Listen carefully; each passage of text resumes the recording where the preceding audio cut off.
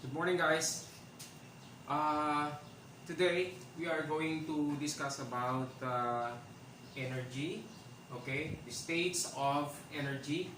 So we all know that there are actually two main categories of energy, and these are the most common conversion of energy from potential energy to kinetic energy or vice versa. But before that, let's try to go back to the definition of energy. Ano ba talaga ang energy? Okay, so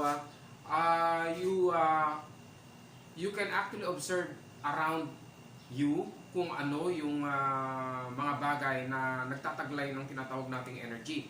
Just like for example, no, kapag nakakarinig ka ng sound, no? Kapag may liwanag sa paligid mo, kapag may hangin sa paligid mo. So those things, the sound, the lights, the winds, and some other more movements, and of course potentially contain energy. So all of them are energy. Okay, ibig sabihin, energy is all around us. Okay, so here I have given you the definition of energy. Energy is the capacity to do work, and usually since energy is very close, very much with, no? It is very close to work. The unit of work is also the same as the unit of energy. That is the reason why it is also expressed in joule. This is in honor of the scientist Prescott Joule. Alright, this is the metric system, unit of energy in the metric system. So there are two main categories of energy. We have the potential energy, as well as we have also the kinetic energy. So when we say potential energy, this is the energy at rest.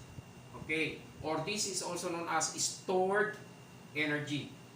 Alright, so just like for example, anything that is hanging o yung mga nakabitin na bagay, so meron niyang potential energy, especially there is a possibility of falling down to the ground. Okay, meron siyang potential energy. Anything that is being lifted possess the potential energy. Okay. And on the other side, we have also the kinetic energy. So when we say kinetic energy, this is the energy at motion. But first of all, let us try to focus on potential energy. Ano pa talaga itong potential energy? Potential energy is also being categorized into two. May dalawang klaseng potential energy. Ano? We have the gravitational potential energy, and we have also the elastic potential energy. So gravitational potential energy, this is something that is being lifted, usually being lifted up directly, no, with a specific distance from the ground, no, with respect to the ground.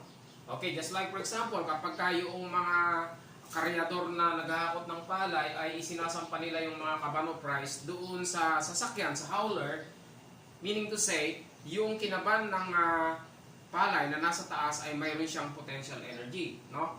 Kapag nakakita kayo ng rock sa tuktok, no, ng bundok o sa medyo mataas na bagay at meron siyang potential na babagsak, then it possess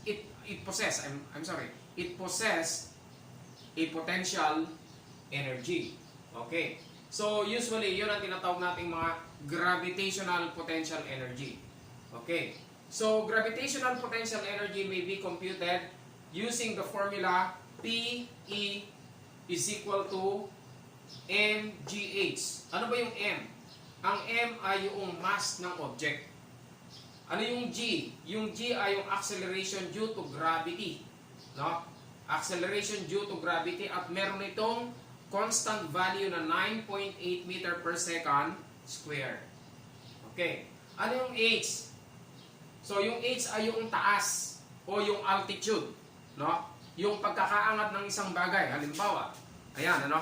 Meron tayo rito sa taas, meron tayong nakahang na mga picture frames. Okay, so yung mga picture frames na yan, they possess gravitational potential energy. Bakit? Kapag nagalaw yan at bumagsak, ibig sabihin, so there will be what we call now impact, no, to the ground. And that is potential energy. Gravitational potential energy.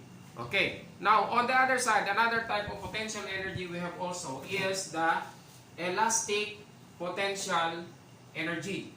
So, pag sinabi nating elastic potential energy, ito yung mga nabibinat o kaya nako-compress, katulad ng spring, no? Katulad ng rubber, kapag in-stretch mo yan, so, meron siyang elastic potential energy. Okay. So, halimbawa, naglalaro ka ng bow and arrow, pag bininat mo yung bow, no?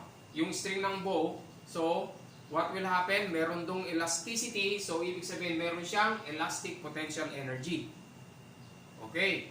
So, yan ang tinatawag nating elastic potential energy. Anything that is being stretched like rubber band or spring, which may be compressed also. So, para makompute natin ang potential energy ng mga spring, ng mga rubber band, ano, o kaya anything that is being that is capable of being compressed or being stretched, ang gagamitin nating formula ay PE is equal to 1/2 kx squared. Okay, ano bang ibig sabihin itong mga letters na ito? Okay, yung K, yan ang tinatawag nating force constant. Okay, pag sinabi nating force constant, ito yung force that is needed to produce a unit elongation of the spring. Okay. So, yan ang ibig sabihin. Constant ito, no? Constant ito sa lahat ng bagay kasi meron silang tinatawag na force constant. Lahat ng mga bagay na pwedeng may stretch, pwedeng makompress. Okay. So, yung mga bakal, meron din silang force constant. Yung mga, let's say, mga non-metallic substances, meron din sila, no? Okay. So, iba-iba ang kanilang mga force constant. Okay. Ano naman yung X? Yung X, ito yung elongation o compression. Kapag halimbawa, yung spring, kinompress mo siya, ano? Kinompress mo siya. O halimbawa, yung timbangan, no? Alam niyo yung mga timbangan natin, yung pag nagpupunta tayo sa palengke, meron silang ginagamit na timbangan na kung saan na scale siya, no? Pumapalo yung kanyang pointer, pag inilagay mo sa ibabaw yung halimbawa, karne, gulay, something like that, no? So, kapag kaya nilagay mo dun yun, so what will happen? Mako-compress yung spring sa loob. May spring sa loob yan. And then, ano yung distance? Mula dun sa pagkakababa niya, pagkaka-compress niya, ano yung distance? Yun yung tinatawag natin na compression. Okay. So, yun ang mga elongation. Halimbawa, nabinat yung spring. No, pag nabinat yung spring, ibig sabihin, gaano kahaba yung pagkakabinat niya? Yun ang tinatawag nating elongation. That is the value of X. So later on, i-discuss natin kung paano ang pag-compute ng elastic potential energy, ganun din yung gravitational potential energy. Okay. So, balik muna tayo dun sa kinetic energy. Okay. Dito sa kinetic energy, so, always remember that this is associated with motion. Lahat ng bagay na gumagalaw, meron siyang kinetic energy. Mas mabilis ang galaw, mas mataas ang kinetic energy niya. Okay. So, yun ang ibig sabihin na yun, no? And, usually, kinetic energy is dependent on the mass and velocity. Ano yung mass? Ibig sabihin, yung bigat. No? Ano yung velocity? Ito yung galaw niya. Bilis ng kanyang galaw. Okay, kaya mako-compute natin ang kinetic energy sa pamamagitan ng formula na KE is equal to 1/2 mass times velocity squared. Okay. So, yan ngayon ang tututukan natin sa susunod na segment.